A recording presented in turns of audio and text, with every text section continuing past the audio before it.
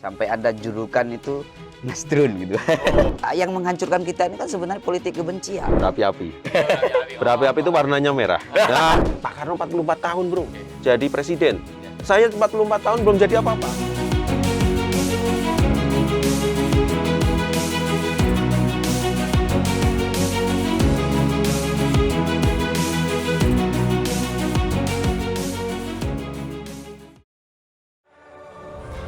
Koordinator Nasional Go Anies, Sirajuddin Abdul Wahab mengaku siap berjuang untuk memenangkan Anies pada tahun 2024 nanti.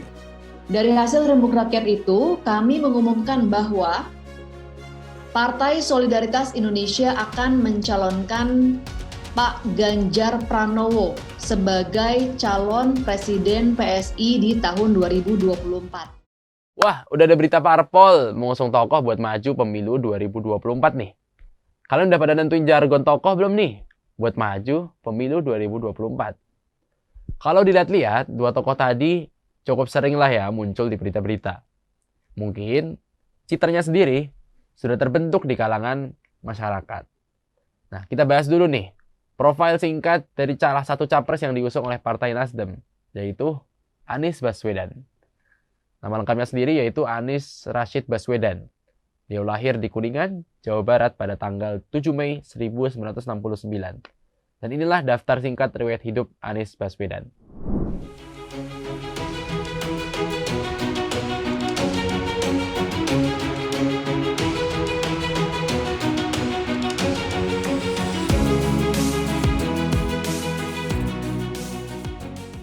Tokoh lainnya yang namanya juga cukup santer terdengar sebagai salah satu calon presiden adalah Ganjar Pranowo. Partai Solidaritas Indonesia atau PSI sudah menyatakan dukungannya terhadap Ganjar untuk maju sebagai calon presiden pada pemilu 2024. Pengusungan Gubernur Jawa Tengah yang menjadi media darling di Indonesia ini cukup mengejutkan. Karena dukungan untuk maju capres malah datang dari PSI, bukan dari partai yang menaunginya selama ini, yaitu PDI Perjuangan. Berikut ini daftar singkat riwayat hidup Ganjar Pranowo.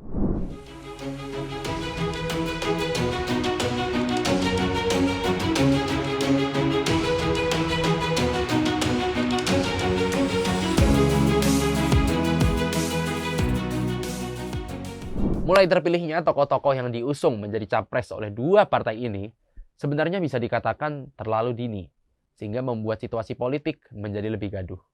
Apalagi, dua tokoh yang diusung ini banyak sekali pro dan kontra, tidak hanya dari masyarakat, namun juga dari pihak partai-partainya sendiri.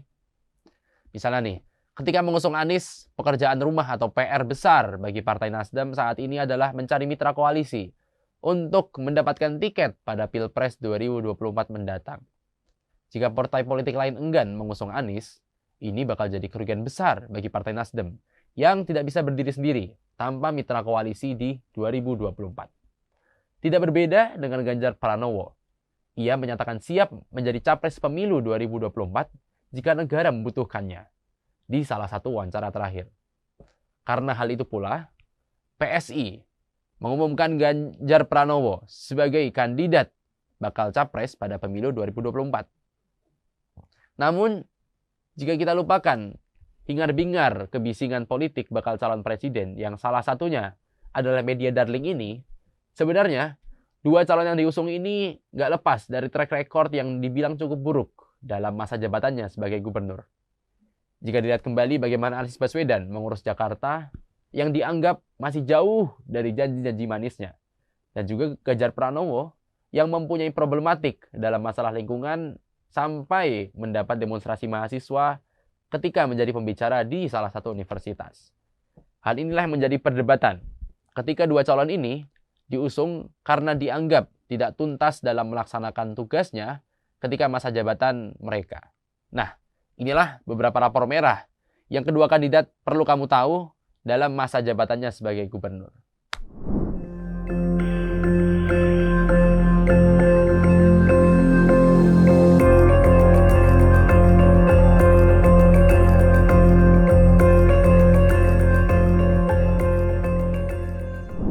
Setelah melihat rapor merah kedua tokoh yang diusung oleh Partai Nasdem dan PSI ini, mungkin akan muncul berbagai pertanyaan dan spekulasi. Mengapa dua tokoh yang dalam periode pemerintahannya cukup punya banyak track record buruk ini didukung untuk menjadi capres di pemilu 2024 mendatang? Nah, pas banget.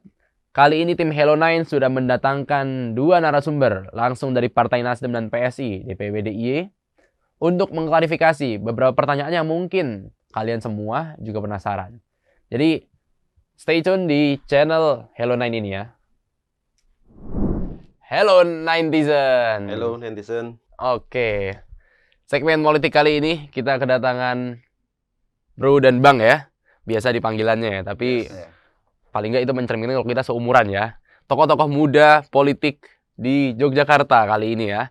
Luar biasa. Untuk ngomongin tentang isu yang sekarang lagi hangat nih, Bang sama Bro ya. Apa tuh kira-kira? Di briefingnya apa nih? Tahun depan lebih baik. Oh, tahun depan lebih baik. Oke. Iya, harus lebih cerah dulu. Harus lebih cerah. Ada optimisme pembaharuan pastinya ya. Jadi kalau bicara soal 2024 ya, meskipun masih lama tapi kayaknya hingar-bingarnya udah mulai terdengar dari sekarang ya. Tahun depan mungkin akan jauh lebih seru lagi. Nah, yaitu benar banget ya netizen semua tentang bursa pencapresan. Masih bursa tapi udah rame-rame ya. Bursa pencapresan mungkin dipandang bagi beberapa masyarakat, oh kok kayaknya kecepatan sih. Kok kayaknya terlalu berisik nih sekarang. Nah, tapi tentu ada banyak ide, ada banyak harapan, ada banyak catatan yang juga dimiliki oleh partai politik selaku pengusung-pengusung dari bursa capres tadi. Oke, menarik. Saya perkenalkan terlebih dahulu secara singkat ya. Ini kita kedatangan Bang Abu Lakar Haida selaku perwakilan dari DPW Nasdem DIY ya. Khususnya di sektor apa tadi? Kepala seksi sayap. Wakil Ketua Hubungan Sayap dan Oke, Lembaga. jadi wakil ketua, wakilnya Mbah Bardi itu ya. Wes, Lord kita ya. Oke, luar biasa. Masih muda juga, tapi udah banyak malang melintang. Sekarang aktif juga di mana tadi? Tenaga ahli DPRD DIY ya. DPRD Kota Yogyakarta.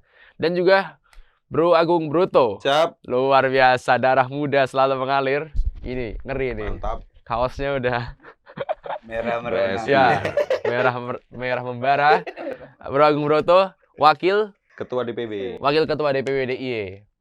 PSI ya, Partai Solidaritas Indonesia yang teman-teman kita semua pasti tahu dua partai ini adalah dua partai yang selain identik dengan anak muda banget ya. Nasdem sekarang orang-orang muda banyak ya. PSI udah nggak diragukan lagi. Tapi juga pasti netizen kalau belum tahu nih bahwa dua partai ini yang ternyata udah cukup duluan nih curi start ya. Curi start dalam arti yang gimana nanti kita bahas lagi ya. Nah, curi start untuk membuat deklarasi entah resmi ataupun belum resmi terkait dengan bagaimana pencapresan di 2024 mendatang. Nah, kalau Nasdem kemarin tentu sudah sejak lama ya, awal bulan lalu itu melakukan deklarasi dukungan terhadap Anies Baswedan yang juga sudah tidak lagi menjabat sebagai Gubernur DKI Jakarta. Dan kalau PSI juga kalau tidak salah awal bulan lalu sempat membuat statement terkait dengan dukungan terhadap Ganjar Pranowo. Yeni Wahid. Dan Yeni Wahid juga. Yes. Oh, itu. Oh ya. Satu Paket. pasang. Oh, ceritanya satu paket Yes, itu ya. diusulkan Oke. oleh kami. Betul. Nah, ini menarik nih. Kalau tapi mungkin sebelum kita masuk ke tadi, mungkin sedikit pengenalan parpolnya dulu, terutama di DPW DIY nih. Kalau boleh tahu nih, Bang sama Bro, biar netizen juga tahu, aktivitas parpol khususnya Nasdem sama PS ini sekarang lebih concern di mana? Apalagi mendekati 2024 di DIY sendiri. Gimana nih gawe-nya? Mungkin dari Bang Abu dulu, boleh. Oke. Kalau kami di DPW Nasdem karena kita mendekat di tahun politik ya. Jadi dari pusat itu menginstruksikan bagaimana melakukan konsolidasi bersamaan dengan sekolah kader gitu kan. Jadi kita memberikan pendidikan politik terhadap kader agar untuk mempersiapkan diri menyongsong 2024. Nah, sebelum 2024 kan tahun politik di 2023. Nah, jadi kita memberikan proses pembelajaran politik agar nanti melakukan komunikasi itu tidak gontok-gontokan gitu kan. Karena instruksi dari ketum kita kan politik itu harus ceria. Oh iya. Harus riang gembira gitu kan. Oh, oke. Ini anak mudanya banget ya. Berarti ini penguatan internal sama edukasi juga. Iya. Edukasi. Rekrutmen jadi prioritas, perluasan orang. Ya, karena kemarin kita sudah mendeklarasikan atau Nasdem memanggil ya, di bulan, lalu gitu kan, di Tower Nasdem itu kan dibuka oleh Ketua Bapilu dan juga Pak Ketum dan juga ada hadir dari Anies Rashid Baswedan sebagai capres kita, itu membuka dan memanggil semua, kader bangsa, semua, putra-putri terbaik bangsa mau ikut atau bergabung menjadi caleg atau pilkada karena nanti bersamaan gitu kan. Nasdem terbuka siapapun, itu agamanya apa gitu kan dan dia daerah mana itu kita jadi persoalan, yang penting dia punya komitmen kebangsaan, maka kita akan beri ruang gitu kan. Berarti DIY dan nasional satu suara ya? Satu, itu Semua sudah satu instruksi suara. Oke, dari pusat menarik. itu kan. Bro Agung, boleh cerita dikit tentang aktivitas di PSI sekarang?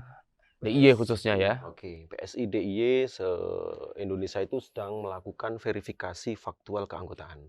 Karena kami kan belum masuk di anggota di parlemen, sehingga diwajibkan untuk menempuh fase verifikasi ini.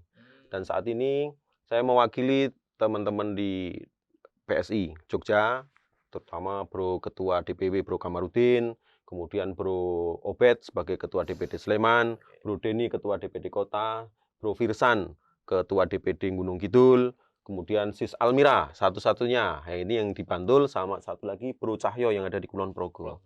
Semuanya sedang bergerak untuk menyelesaikan proses verifikasi faktual ini. Oke, menarik. Nasdem tadi nasional Demokrat Ya, dan PSI. tapi kalau partainya nggak ada singkatan. Oh, Kalau gitu. ormasnya disingkat, kalau partainya enggak. Oh, jadi Nasdem aja biar Iya, aman ya. Nasdem. Oke. Dan dua-duanya ternyata sudah punya rencana dan langkah-langkah taktis ke depan, terutama mendekati tahun pemilu. Nah, selain tadi bicara soal partainya, pasti semua punya taktik ya. Tapi yang biasanya lebih disorot oleh publik adalah pergerakan di tokohnya. Nggak tahu ya, karena mungkin iklim politik kita Ya. cukup ini ya, cukup sentralistik pada tokoh ya.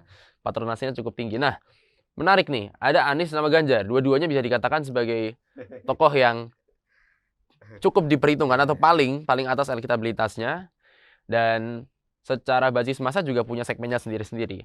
Dan salah satunya mungkin kita undang PSI sama Nasdem untuk selain karena udah melakukan statement atau deklarasi terlebih dahulu, karena mungkin cukup mewakili dua ini yang dua kubu atau dua tokoh ini misalnya, katakanlah ya. Nah, tapi kalau boleh tanya dulu, kemarin dari case deklarasi yang kemarin itu ya, bulan lalu itu, gimana? Mungkin dari gantian dari Bro Agung ya. Ya, deklarasi PSI terhadap Ganjar. Apa motifnya dan harapan dari deklarasi tersebut, Bro? Jadi begini, kami melihatnya sederhana. Pak Ganjar itu satu, dia masih aktif sebagai gubernur Jawa Tengah.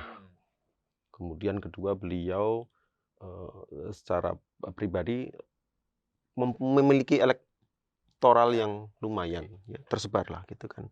Kemudian ketiga, beliau ini loyalis kepada partainya. Partai yang membidani dan membesarkan beliau itu beliau loyal. Kami suka dengan loyalitas. Jadi kenapa kami memfigurkan Pak Ganjar? Satu, itu bukan hanya sense of pribadi masing-masing ya, bukan subjektivitas kami, tapi kami dapatkan itu dari hasil polling rembuk rakyat yang dilakukan selama 10 bulan. Pak Ganjar itu menempati rating tertinggi. Di internal PSI berarti ya? Internal PSI, betul. Oke. Ada 9 yang lain gitu kan. Ada Pak Ganjar, ada Pak Andika Perkasa, ada Pak Mahfud MD, ada Pak Ridwan Kamil, ada Emil Dardak, ada Bu Sri Mulyani dan sebagainya itu. Tapi Pak Ganjar memiliki rating yang tertinggi. Sebagai aspirasi, otomatis PSI mengangkat beliau sebagai figur yang akan ditokohkan di dalam pencapresan. Satu itu. Kedua, kami melihat Pak Ganjar ini memiliki nasionalisme yang tidak boleh diragukan lagi bagi kami. Tidak usah diragukan lagi, sudah jalan.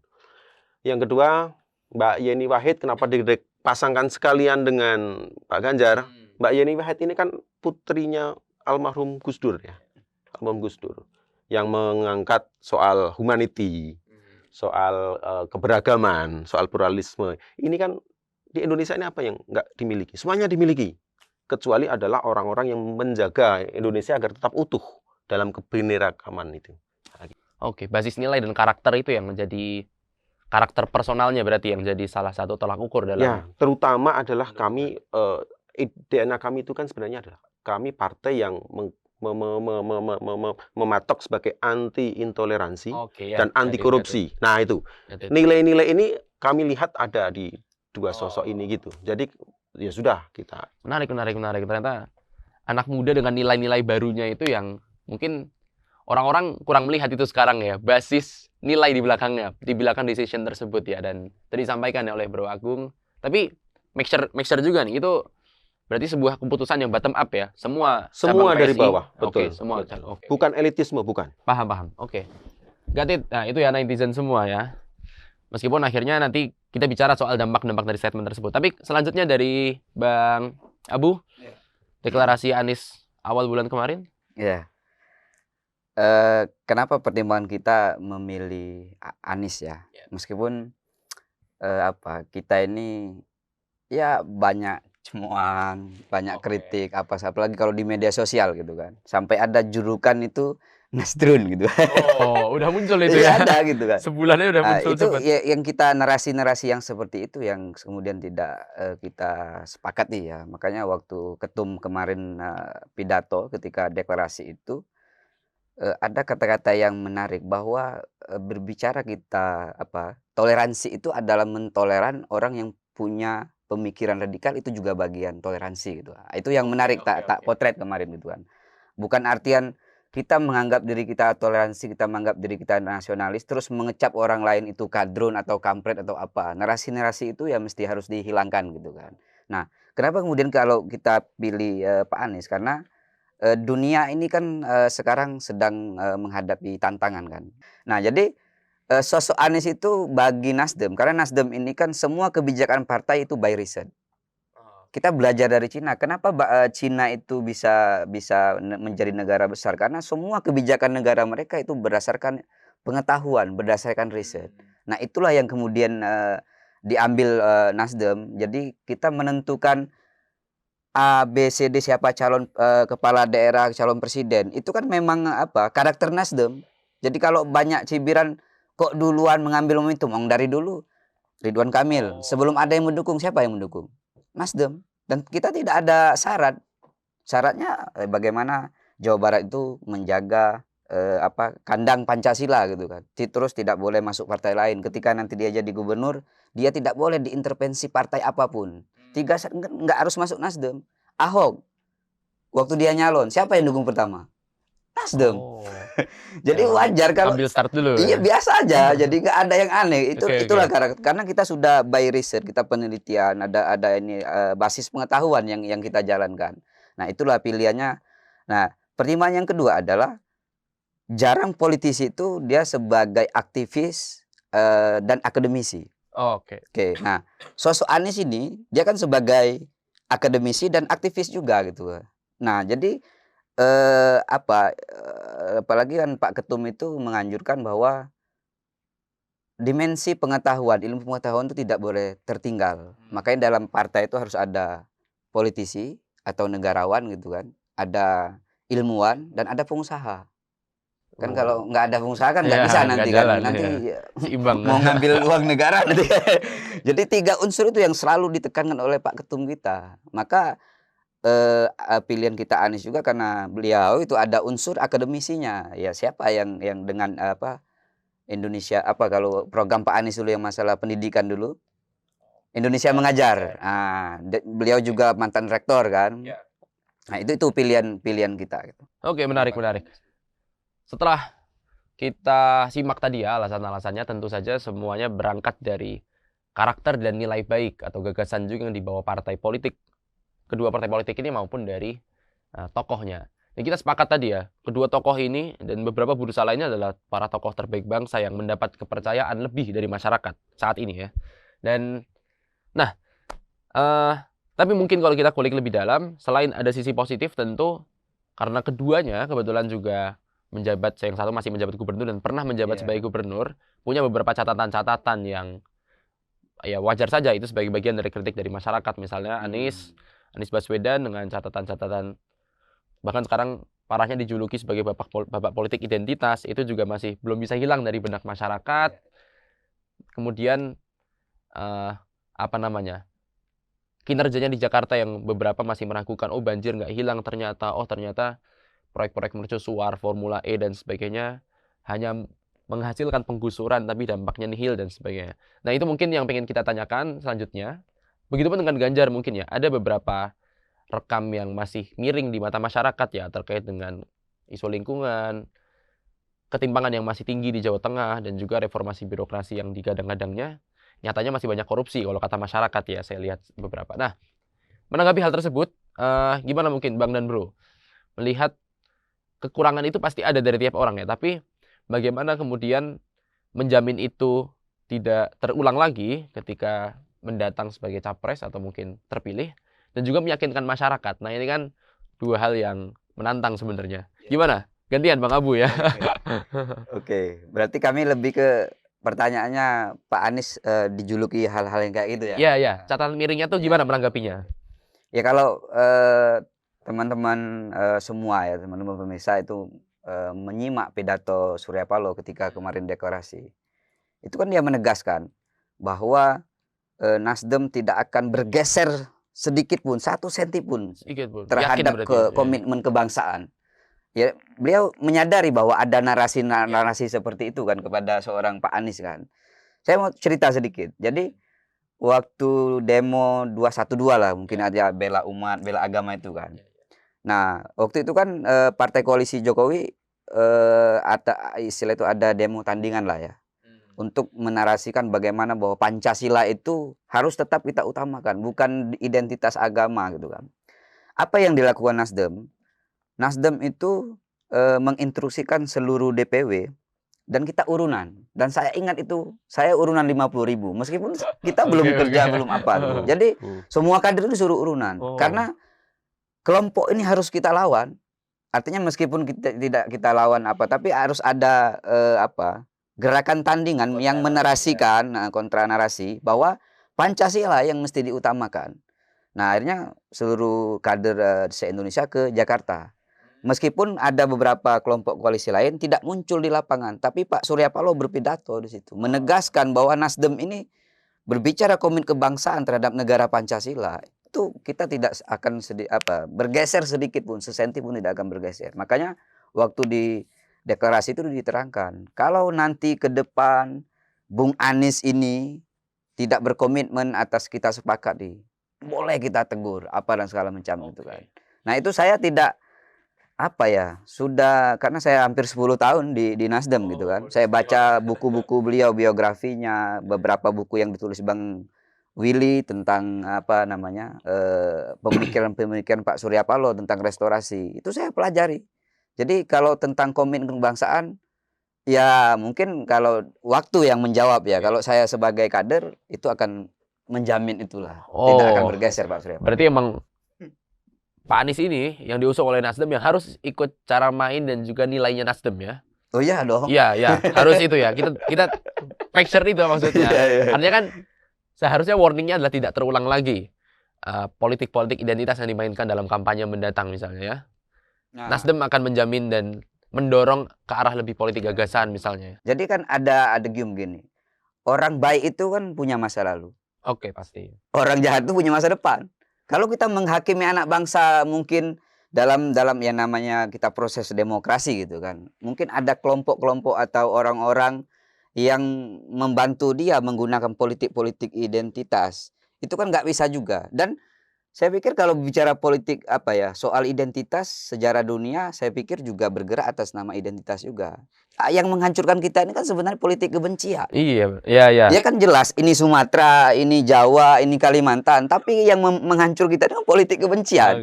Dan itu memang dampak dari salah satu media sosial. Bahwa yang ketiga kalau disebutkan Pak Gita itu ada terhadap anak muda, ada mempengaruhi narasi, polarisasi narasi, yang kanan semakin kanan, yang kiri semakin kiri, dan yang ketiga adalah mengarahkan pada emosional dengan ujaran-ujaran kebencian. Itu yang menghancurkan kita sebenarnya kalau mau bicara gitu. Berarti yang dihindari adalah politik perpecahannya ya. Iya. Kalau bicara soal kinerja, Pak Anies di Jakarta ada yang bilang cuma berfokus pada proyek elitis tapi kurang menyentuh rakyat kecil. Ya itu kalau soal kinerja kan sebenarnya kalau kita buka data-data itu kan dari juga penghargaan. Kalau soal survei kan memang ada yang mengatakan di bawah 50%, ada yang mengatakan 89%, ya ada. Kalau soal survei itu kan tergantung siapa ya. Ya kita tahu lah, tapi tetap itu menjadi acuan bahwa soal beda-beda hasil itu, karena saya kemarin coba browsing kan dari misalkan 5 hasil survei itu ada yang 89%, ada yang 51%, ada yang di bawah 50 kan, kepuasan warga Jakarta gitu kan. Nah, itu artinya kalau kita misalkan lihat di kesehatannya, di pendidikannya, itu kan banyak kinerja-kinerja bahkan dapat penghargaan yang disampaikan. Kalau misalkan boleh mau buka data sudah kita siapkan juga sebenarnya kalau terkait dengan kinerja Pak Anies gitu kan. Ya, nanti dulu ya Bang ya. Oke, thank you. Nah, kalau Bro Agung berapi-api. Oh, berapi-api. Berapi-api itu warnanya merah. Yang ini harusnya lebih berapi-api membara ini. Kalau tadi Pak Anies terkenal dengan gayanya sebagai akademisi ya. Pak Ganjar lebih terkenal dengan gayanya yang merakyat, langsung turun dan sebagainya. Identiknya kayak gitu. Tapi ada catatan negatif tadi. Nah, Bro Agung komentari catatan miringnya dulu. Catatan miring, misalnya apa ini? Misalnya tadi isu lingkungan Wadas yang selalu ada penolakan sampai sekarang misalnya. Dalam politik itu kan ada 3 kegiatan sebenarnya. Satu adalah komunikasi, kedua adalah konsolidasi, ketiga adalah kontribusi. Selama sesuatu itu dikomunikasikan dengan baik, maka akan mendapatkan nilai yang baik. Selama konsolidasi kita tepat kepada elemen yang tepat, maka akan terjadi sinergi yang baik. Kemudian kontribusi apa yang bisa kita berikan pada negeri ini. Nah, gitu kan. Soal wadah, soal isu lingkungan itu sebenarnya kan tidak ada jegagi langsung. Ada proses komunikasi. Cuma permasalahan adalah ini komunikasi politik atau politik komunikasi. Nah, itu kan beda sudut ini, Bro. Itu. Bagi kami, semua mekanisme itu pasti sudah dilakukan. Ada kemarin itu Litbang dari DPR itu memberikan 7 rekomendasi. Antara lain adalah dilakukannya sebuah dialog. Oh, di sana untuk khusus sana ya. Dialog. Kemudian ada lagi upaya untuk penggantian, misalnya penggantian tempat, penggantian tanahnya. Itu kan soal agraria kan. Akhirnya nilai-nilai apa yang masih terkandung di sana itu harus disampaikan dengan terbuka. Kalau ditanya soal penolakan itu kan, pasti di semua kebijakan itu kan ada pro dan kontra gitu kan. Inilah namanya dialektika kan. Nah, tinggal kita itu mengemasnya bagaimana. Apakah hanya untuk memikirkan satu bagian atau demi bagian yang lebih besar atau untuk semua pihak lebih nyaman di sana gitu. Hal-hal ini yang tadi kami tanggapi itu adalah begini. Semua orang itu punya spesialisasi. Pak Anies misalnya gitu pernah jadi rektor, beliau juga akademisi, spesialisnya jadi akademisi misalnya gitu kan. Pak Ganjar jadi politisi, nggak pernah kemana-mana gitu kan. Spesialisnya jadi negarawan misalnya gitu kan. Itu memang spesialisasi. Dan beda-beda orang itu beda karakter ya, beda karakter.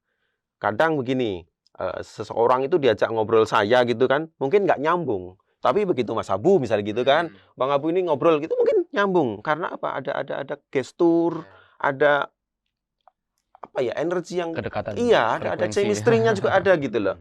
Maka hal ini tidak bisa langsung untuk kasus yang berbeda dilakukan langkah-langkah yang sama kan tidak bisa juga.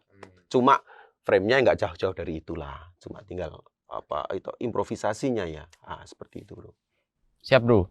Berarti memandang beberapa catatan-catatan dari Pak Ganjar adalah ya sebagai bagian dari proses dan juga proses pendewasaan bernegara seperti itu. Dan diskurs di masyarakat ya, apalagi Jateng sangat luas. Berapa puluh kabupaten itu. Tidak ada sesuatu yang mundur gitu kan. Harusnya itu sesuatu lebih baik. Meskipun itu. Tapi kalau tadi setiap orang ada spesialisnya, kenapa dari awal nggak disatuin kan, saling melengkapi Anies Ganjar? Ini kan mereka nih tiga nih pacarannya udah lama, tinggal nunggu akadnya aja kan. Ada juga yang pacar nggak jadi. Nanti kalau soal siapa ya tunggu saja.